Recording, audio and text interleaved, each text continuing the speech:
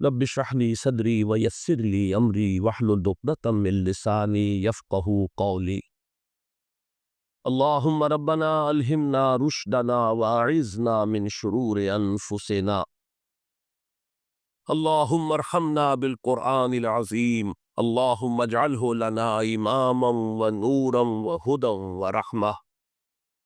اللهم ذكرنا منه ما نسينا وعلمنا منه ما جهلنا وارزقنا تلاوته آناء الليل وآناء النهار واجعله لنا حجة یا رب العالمین آمین۔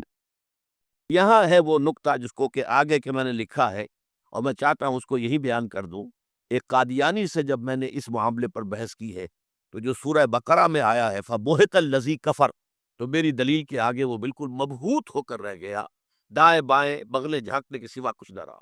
دیکھیے غلام احمد قادیانی نے اپنے فتنے کا آغاز کہاں سے کیا تھا یہ سمجھ لیے۔ پہلے وہ ایک مناظر تھے، بہت اچھے مناظر، غلام احمد قادیانی تھا کہنا چاہیے، غلطی سے کہتے کہ بیٹھا ہو۔ آریہ سماجیوں سے مناظرے کیے، عیسائیوں سے مناظرے کیے، مناظروں میں فتح حاصل کی، مسلمانوں کی آنکھوں کا تارا بن گئے، محبوب ہو گیا۔ اس کے بعد اس نے ایک فتنہ چھوڑا، ایک شوشہ چھوڑا۔ نبوت اور وحی تو رحمت ہے، رحمت کیسے بند ہو سکتی ہے؟ وہی تو انسانوں کی ہدایت کے لیے ہے، انسان ختم نہیں ہوئے وہی کیسے ختم ہو جائے گی؟ دیکھیے بظاہر یہاں دلیل ہے، اٹ اپیئرس کنونسنگ، بات سمجھ میں آتی ہے، یہی سے یہ حل مل جائے گا آپ کو۔ کیا وجہ ہے کہ بڑے بڑے اعلیٰ تعلیم یافتہ لوگ جو ہیں اس کا شکار بن گئے؟ دنیا میں ایک ہی مسلمان نام کا سائنسدان جو ہے وہ آیا ہے ٹاپ پر، وہ قادیانی۔ ایک ہی مسلمانوں کا نام رکھنے والا جو ہے وہ international court of justice Hague کا جو ہے جج بنا ہے، وہ کون؟ قادیانی۔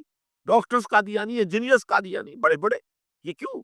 یہ بات ایسی تھی کہ جو بظاہر دل کو اپیل کرتی ہے کہ جب حضرت آدم سے کہا تھا اما یاتینکم منی ھدی فمن تبع ھدای فلا خوف علیہم ولا هم یحزنون، انسانوں کی ہدایت کے لیے وحی کا راستہ کھولا گیا۔ ابھی انسان ختم نہیں ہوئے، وحی کا کیسے دروازہ بند ہو جائے گا؟ اجرائے وحی کا پہلے شوشہ چھوڑا، اور جب وحی جاری ہے تو نبوت جاری ہے، لہذا پھر آخر میں آ کے نبوت کا دعویٰ کر دیا۔ اس نے ایک مسئلہ اور استعمال کیا، یہ اصل میں چالاک اور ہوشیار لوگوں کے معاملات ہوتے ہیں۔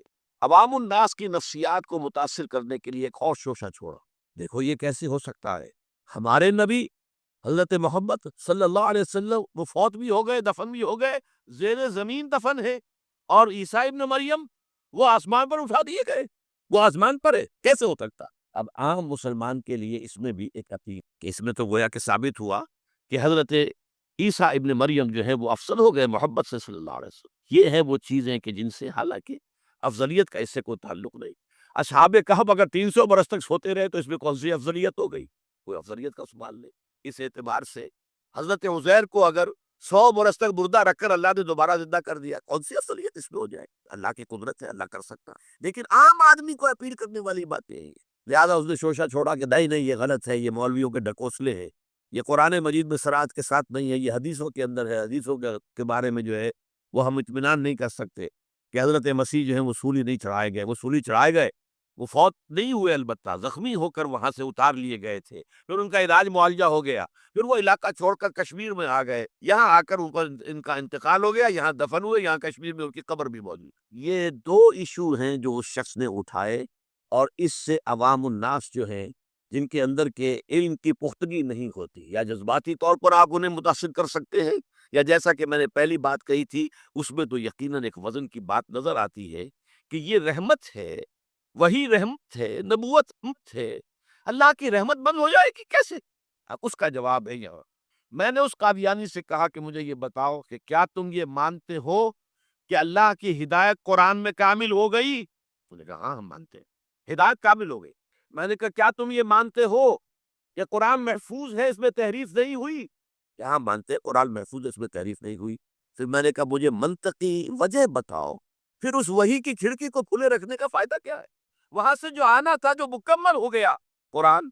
ہاں قرآن میں اگر تحریف ہو جاتی، اس کی حفاظت کا ذمہ نہ لیا گیا ہوتا تو کسی نبی کی ضرورت تھی کہ جو آ کے اس کی تصحیح کرتا کہ یہ بات یوں نہیں یوں تھی، یہ غلطی کر دی گئی ہے، ورنہ حقیقت یوں تھی۔ منطقی اعتبار سے ایک حاجت، ایک جواز پیدا ہوتا ہے اس وحی کے جاری رہنے کا اور نبوت کے جاری رہنے کا، بشرطے کہ ان دو باتوں میں سے کسی ایک کو مانو۔ یا تو یہ کہو کہ ہدایت قرآن میں مکمل نہیں ہوئی، اور یا کہو ہو تو گئی تھی لیکن قرآن جو ہے گم ہو گیا، قرآن کے اندر تحریف ہو گئی، وہ اصل قرآن نہیں ہے۔